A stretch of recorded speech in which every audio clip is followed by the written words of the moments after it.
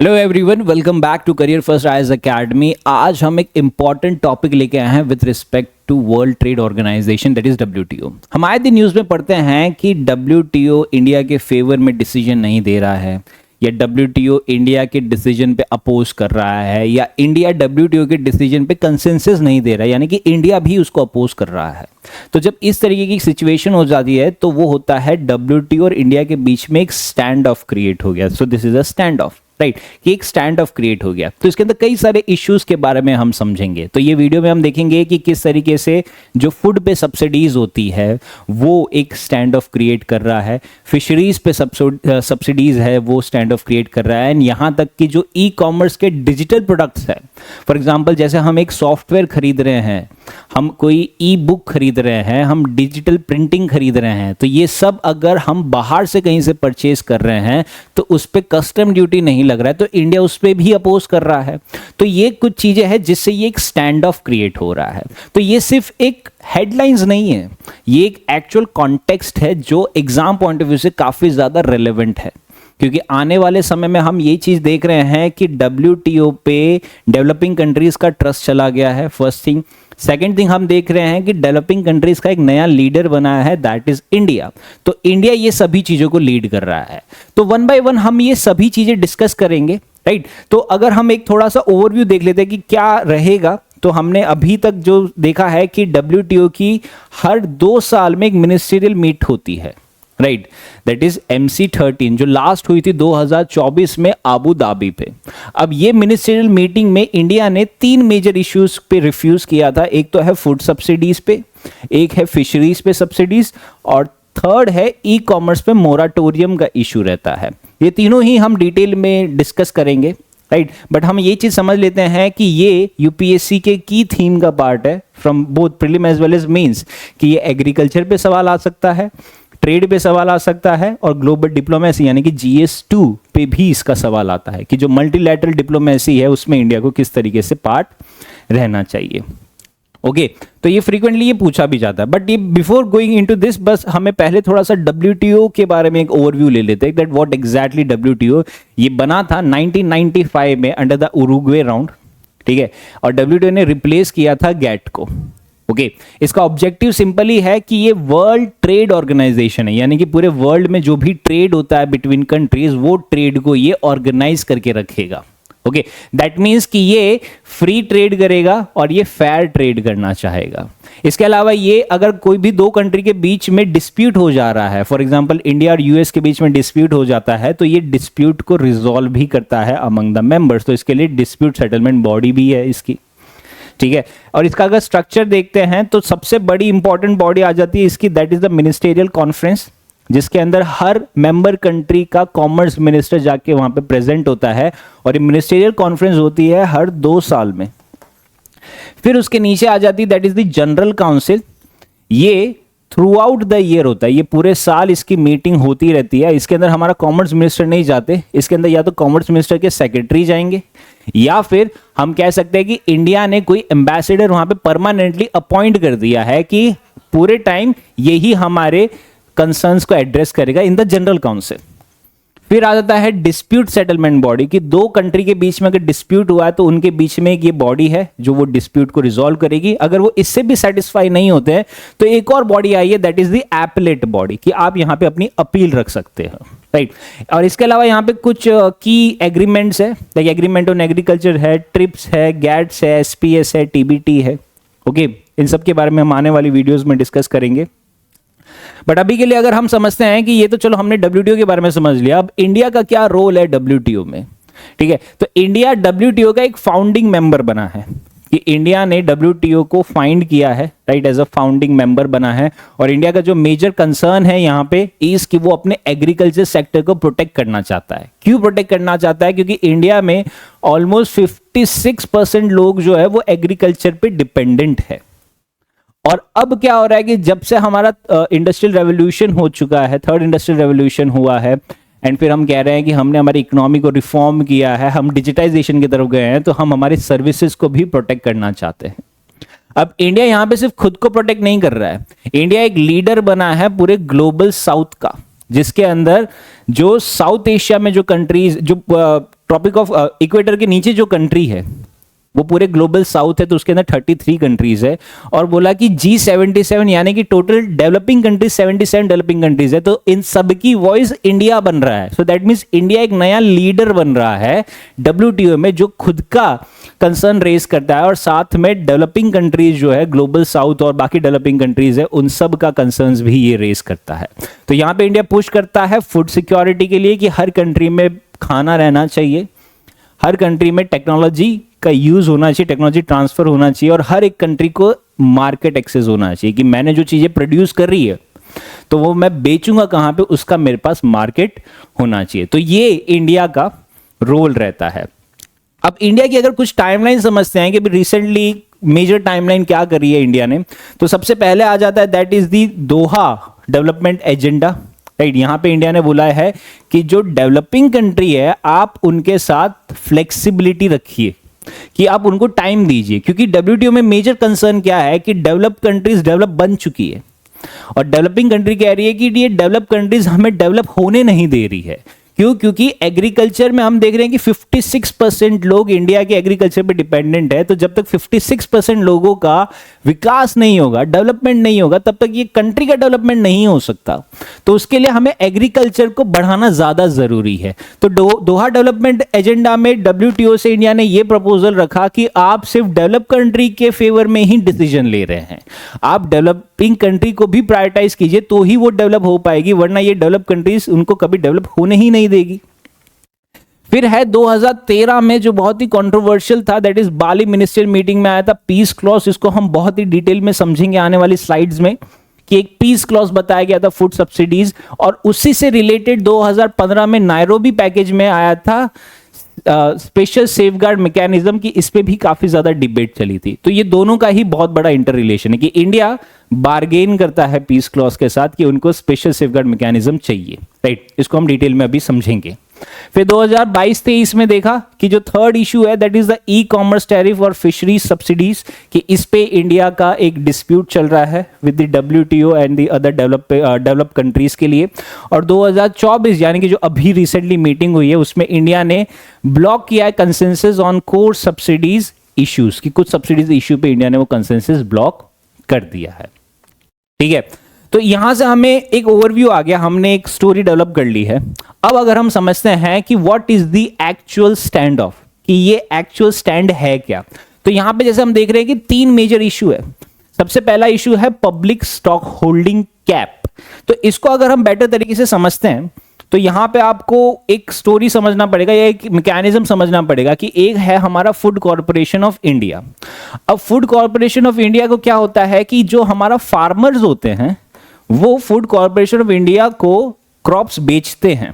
अब वो जिस प्राइस पे बेचते हैं उस प्राइस को कहा जाता है MSP, that is minimum supporting price.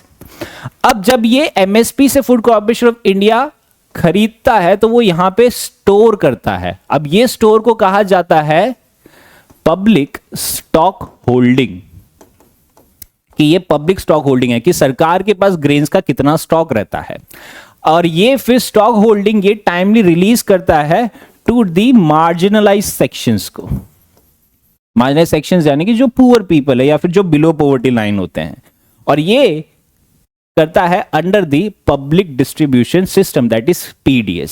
तो यहां पे 3 चीजें समझनी है हमें। पहला, MSP पे फार्मर से food corporation of India purchase कर रहा है। दूसरा, वो परचेज करके पब्लिक स्टॉक होल्डिंग क्रिएट कर रहा है।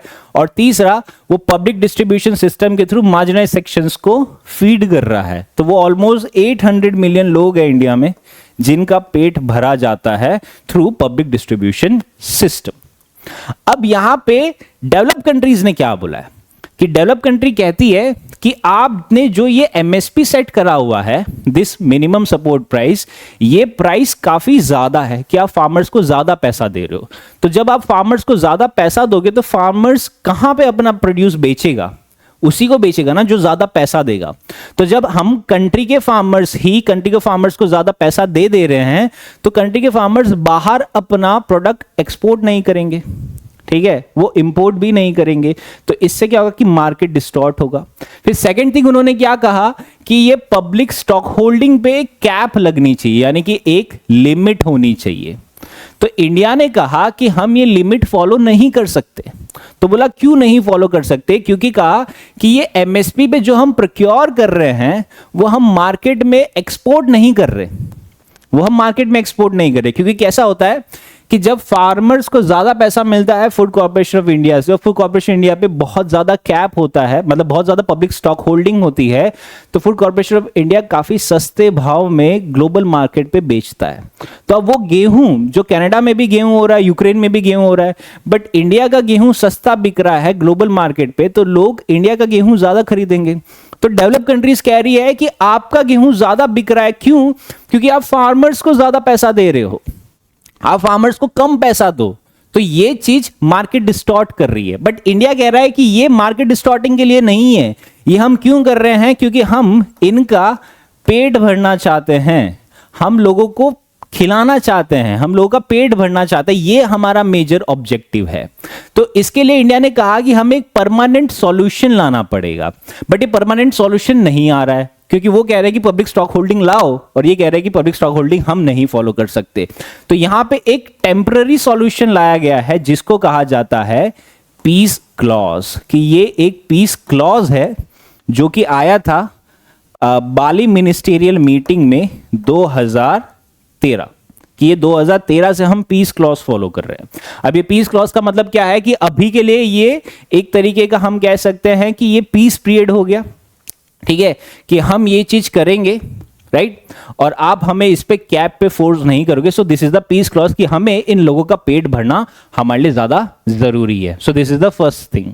अब सेकंड चीज जो इंडिया मांग रहा है, इंडिया कह रहा है कि हमें एक स्पेशल सेफगार्ड मैकेनिज्म लेके आना है। अब स्पेशल सेफगार्ड मैकेनिज्म का मतलब क्या होता है कि इंडिया ये कह रहा है कि हमें टेम्पररी जो हमारे इंपोर्ट है उस पे टैरिफ बढ़ाने दो, यानी कि हमें इंपोर्ट ड्यूटी इंक्रीज करने दो। वो क्यों कह रहा है कि इंपोर्ट ड्यूटी इंक्रीज करना है? क्योंकि अगर ये इंपोर्ट अगर हम करते हैं एग्रीकल्चर प्रोड्यूस, ठीक है, अब हम गेहूं बना पा रहे हैं ज्यादा या चावल बना पा रहे हैं, हम हर एक एग्रीकल्चर प्रोड्यूस तो नहीं बना पा रहे हैं क्योंकि हमारे पास वो ज्योग्राफिकल कंडीशंस वैसी नहीं है, तो हम बाहर से खरीदते हैं। अब बाहर से क्यों खरीद रहे हैं? क्योंकि बाहर से सस्ता मिल रहा है, तो हम इंपोर्ट करते हैं। तो इंडिया कह रहा है कि हमें इंपोर्ट नहीं करना, तो हमें क्या करना है कि इंपोर्ट पे ड्यूटी लगाने दो। जब इंपोर्ट पे ड्यूटी लगेगी तो जो हमारे डोमेस्टिक प्रोड्यूसर्स है वो अपनी दुकान चला पाएंगे। तो डेवलप कंट्रीज ने कहा, डब्ल्यूटीओ ने कहा कि हम ये अप्लाई नहीं करेंगे। तो इंडिया ने कहा कि जब तक आप स्पेशल सेफगार्ड मैकेनिज्म अप्रूव नहीं करोगे तब तक हम पीस क्लॉज को नहीं छोड़ेंगे। तो इंडिया पीस क्लॉज को एज अ बार्गेन यूज कर रहा है कि हम पीस क्लॉज तब छोड़ेंगे जब आप स्पेशल सेफगार्ड मैकेनिज्म अप्रूव करवाओगे। तो ये पहला स्टैंड ऑफ हो गया। तब इससे क्या हो गया कि इंडिया बोल रहा है कि हम बस पीस क्लॉज तभी छोड़ेंगे जब आप स्पेशल सेफगार्ड मैकेनिज्म करोगे, और डब्ल्यूटीओ बोला है कि हम ये चीज नहीं छोड़ेंगे जब तक आप ये नहीं छोड़ोगे। तो इससे एक स्टैंड ऑफ क्रिएट हो गया। Okay, so this is the first stand of जो पब्लिक स्टॉक होल्डिंग कैप पे हो गया। अब जो सेकंड स्टैंड ऑफ आ गया है वो है फिशरी सब्सिडीज रिस्ट्रिक्शंस पे। अब यहां पे क्या हो रहा है कि डब्ल्यूटीओ में एक नया प्रपोजल आया है।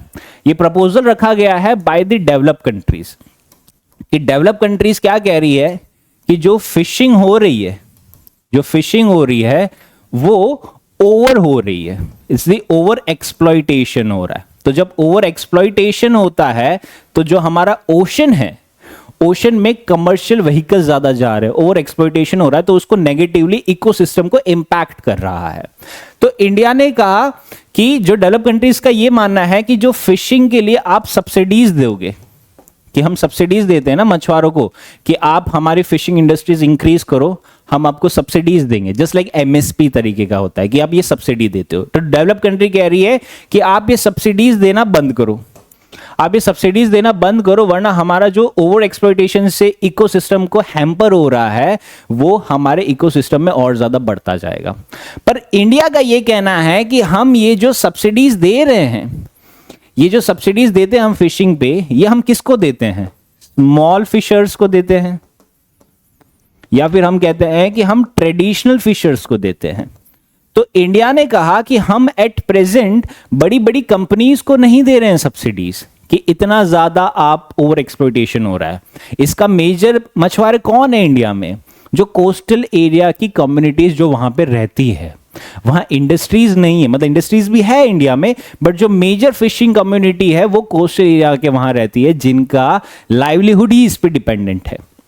तो इंडिया कह रहा है कि हम इतनी जल्दी इस पे चेंज नहीं कर सकते। तो इंडिया से पूछा गया कि आपको कितना टाइम चाहिए, तो इंडिया ने कहा कि ये चीज से ओवरकम करने के लिए हमें कम से कम 20 साल का टाइम चाहिए, कि हमें एक 20 साल का ट्रांजिशन पीरियड चाहिए, कि हमें कम से कम 20 साल में हम हमारे फिशिंग कम्युनिटीज को रेडी करेंगे कि वो अपने लाइवलीहुड कहीं और शिफ्ट कर सकते हैं, या फिर वो इतने डेवलप हो गए हैं कि वो फिशिंग से हम बाकी सारे प्रोडक्ट्स भी बना सकते हैं। Okay, so this is the second. तो यहां पे भी स्टैंड अप हो गया है कि डब्ल्यूटीओ कह रहा है कि सब्सिडीज हटाओ, इंडिया कह रहा है कि हमें सब्सिडीज हटाने के लिए 20 साल चाहिए, 20 साल से पहले हम ये सब्सिडीज नहीं हटाएंगे। सो this is a second stand of. अब जो थर्ड स्टैंड ऑफ है वो है on e commerce moratorium extension. अब ई कॉमर्स मोराटोरियम एक्सटेंशन में कैसा होता है कि 1998 में डब्ल्यूटीओ ने ई कॉमर्स के लिए चीजें अलाउ करी थी। कि ई कॉमर्स के लिए क्या अलाउ किया था कि जो भी हमारे डिजिटल प्रोडक्ट्स होंगे, डिजिटल प्रोडक्ट्स यानी क्या हो गए? Softwares, e books, 3D printing, तो ये सारे डिजिटल प्रोडक्ट हो गए। तो एट प्रेजेंट क्या है कि ई कॉमर्स पे मोराटोरियम है। मोराटोरियम का मतलब क्या है कि एट प्रेजेंट ई कॉमर्स पे there has been no custom duty, कि कोई भी तरीके की कस्टम ड्यूटी नहीं है। दैट मीन्स कि आप एट प्रेजेंट कोई भी सॉफ्टवेयर परचेज करते हो अपने फोन के लिए या अपने लैपटॉप के लिए, तो उस पर आप कस्टम ड्यूटी नहीं दे रहे हो, भले ही वो कहीं पे भी प्रोड्यूस हो रहा है। बट अगर मैं कोई बाइक परचेज करता हूं, लेट्स से मैं हार्ली डेविडसन परचेज करता हूं, तो मेरे को उस पर कस्टम ड्यूटी देनी पड़ेगी, क्योंकि वो इंडिया में प्रोड्यूस नहीं हो रही है। ये सॉफ्टवेयर सिमिलरली इंडिया में प्रोड्यूस ना होके कहीं और से इंडिया में आ रहे हैं, उस पर कस्टम ड्यूटी नहीं लग रहा है। तो इंडिया ये कह रहा है, क्यों नहीं लग रहा है? क्योंकि इस पे मोराटोरियम लगा रखा है। तो इंडिया ने कहा कि अगर आप कस्टम ड्यूटी नहीं लगाओगे तो इसका मेजर बेनिफिट किसको जा रहा है? बिग टेक कंपनीज को जा रहा है, जो बड़ी बड़ी कंपनीज है, लाइक गूगल है, वो कोई भी सॉफ्टवेयर सर्विसेज बना रही है, तो ये उनको ज्यादा बेनिफिट कर रहा है। वेरेज इंडिया का ये कहना है कि इसके चलते क्या हो रहा है कि जो हमारे डोमेस्टिक प्रोड्यूसर्स जो है, जो डोमेस्टिकली ये तरीके के सॉफ्टवेयर बनाते हैं, वो कंपीट नहीं कर पा रहे। तो इंडिया ने कहा कि आप ये मोराटोरियम हटाओ, क्योंकि ये सिर्फ बिग टेक कंपनीज को ही फायदा कर रहा है, हमें डोमेस्टिक प्रोड्यूसर्स यानी कि जो छोटे मोटे डेवलपर्स हैं, हमें उनको भी फायदा करवाना है। सो this is the third stand of, right. तो अगर हम वापस समझते हैं कि 3 स्टैंड ऑफ है। पहला है पब्लिक स्टॉक होल्डिंग, जिसके अंदर बताया गया है कि इंडिया कह रहा है कि आप पीस क्लॉज, हम पीस क्लॉज तब हटाएंगे जब आप स्पेशल सेफगार्ड मैकेनिज्म लगाओगे।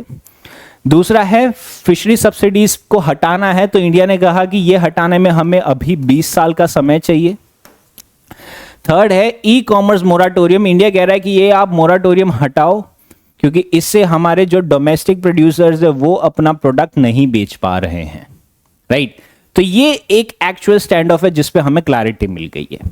अब अगर हम देखते हैं कि इसके चलते कि एग्जाम में क्या टाइप के सवाल आते हैं, तो पहला चीज यही है कि जैसे प्रिलिमिनरी एग्जामिनेशन में ये सवाल आया गया है, यह आया है 2015 में, जिसके अंदर डायरेक्ट सवाल पूछा गया है कि the term agreement on agriculture, agreement on the application of sanitary and phytosanitary measures, peace clause, ये न्यूज में आते हैं in the context of the affairs of world trade organisation, कि वर्ल्ड ट्रेड ऑर्गेनाइजेशन पे डायरेक्टली ये तरीके रहते हैं। अब मेरे को इसमें क्या क्या पता था, मेरे को इसके बारे में कंफर्मेशन था, मेरे को पीस क्लॉज के बारे में कंफर्मेशन था, बाकी के बारे में I was not much sure, right. But ये 2 का कंफर्मेशन हो गया तो मेरे को समझ आ गया दिस इज ऑफ WTO, ना ही FAO का है, ना ही UNFCCC का है, ना ही UNEP का है।